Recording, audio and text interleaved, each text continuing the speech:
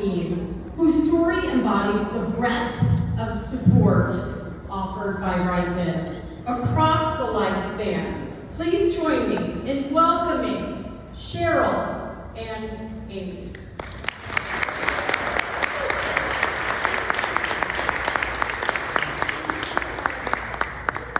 And thanks everyone for coming out in this inclement weather. It's only going to get worse, so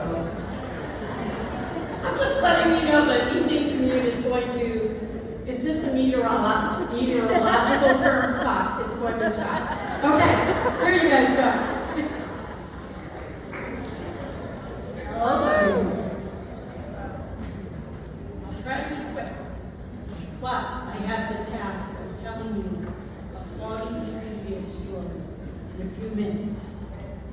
I'm going to do it as quickly as I possibly can in practice, and it's about 5 to 7 minutes. We'll see. I'm going to read it because it's an emotional story for me throughout the whole thing. This is Amy. She's my daughter. My journey into the world of disability began in 1982 during the first year of Amy's life. Amy is the youngest of 4 children in my family. Not long after she was born, I started to have concerns that there were delays in her development. Her pediatrician denied, of course, there was anything wrong. But there was that gnawing gut feeling in my gut that told me something's wrong. So I began to search for answers. After seeing multiple specialists, Amy was enrolled in Meeting Street School's early intervention program because of global developmental delays. At age 3, she qualified for special education services as a child with a disability. After Amy's first IEP, it became clear to me I needed to educate myself because I didn't have a clue what they were talking about at that IEP. So what did I do? How did I educate myself? We heard a lot about it today. Individuals with Disabilities Education Act and the Rhode Island state regulations governing special education. Cover to cover. Not only did I read them, I studied them, and they became my knowledge. That's how I started.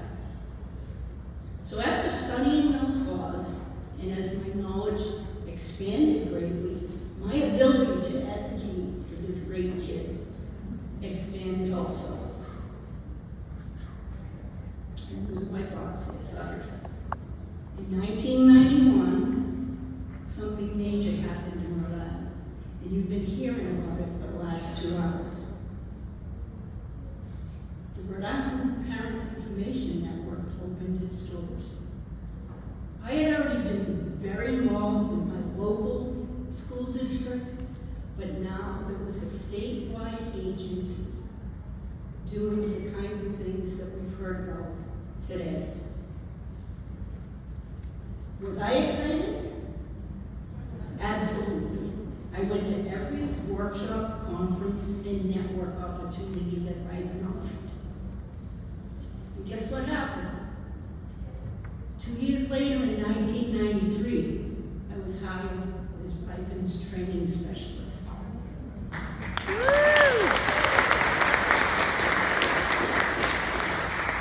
If you ponder over the program later, remember what I'm going to say. Look at the staff list. When I was hired, it was myself, the executive director, an administrative assistant, and an information specialist. 4 people. That's growth. And it's part of my school, so I had to tell them. Okay, so I was hired, and I was thrilled that I now was able to not only expand my knowledge with Amy, but continue the work that I had already started.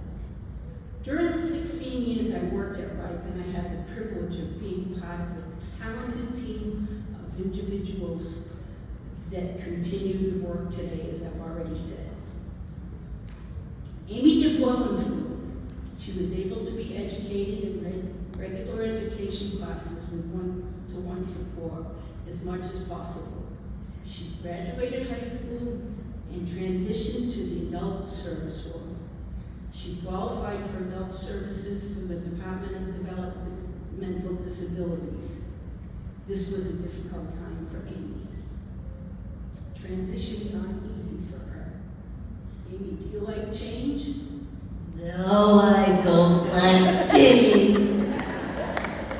Why don't you like change? I'm a creature of habit.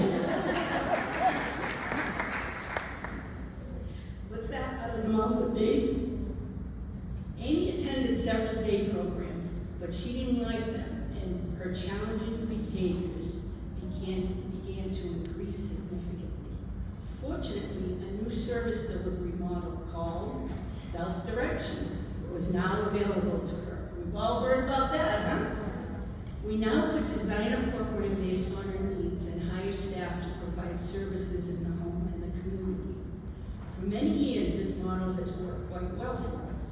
Amy is happier, less anxious, and those challenging behaviors have almost completely disappeared.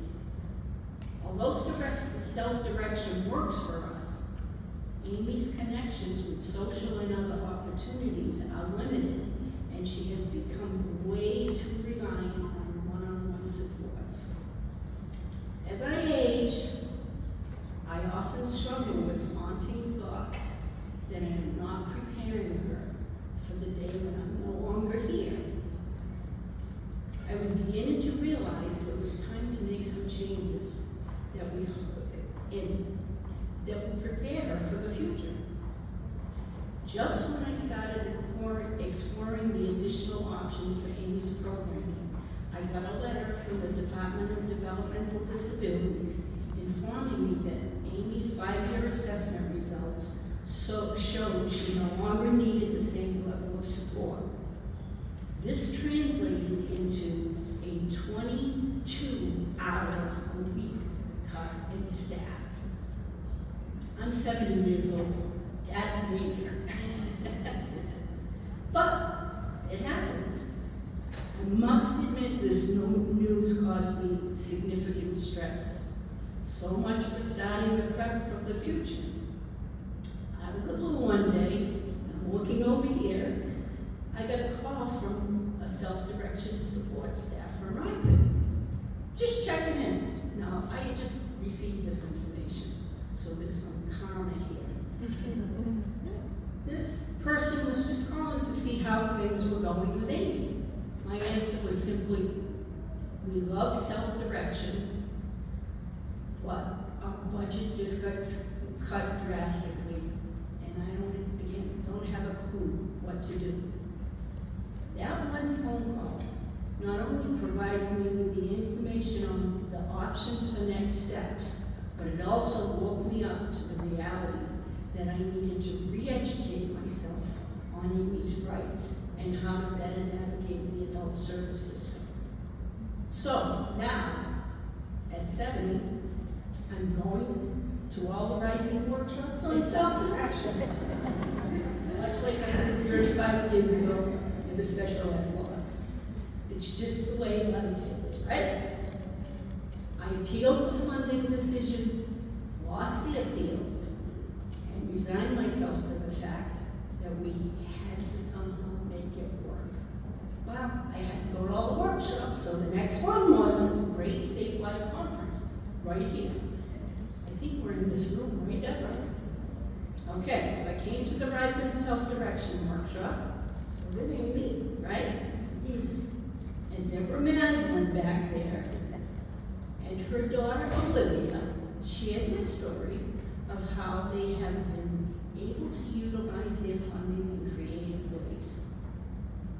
Olivia is currently attending a program paid for by health insurance, and it doesn't affect her level of funding from the state.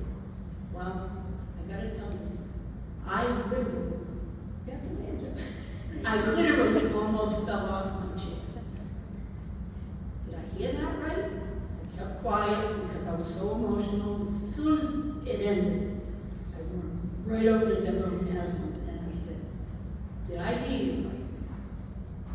If I look into these centers, yes. Deborah, how come I didn't know about that? Deborah, Associate Director of Programs and Services at Ripin, said, I just learned about it myself.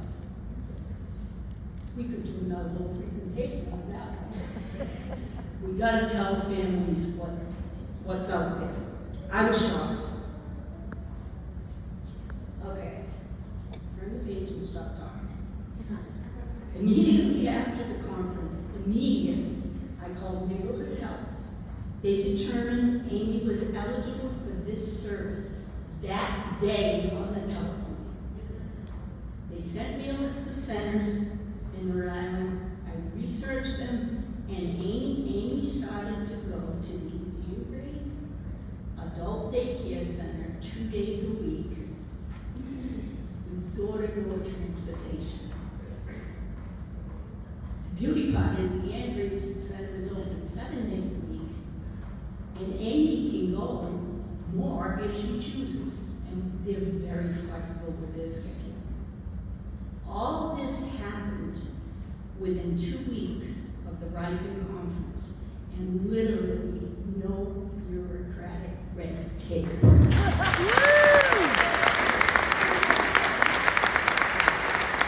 That's the first thing on your experience. Okay.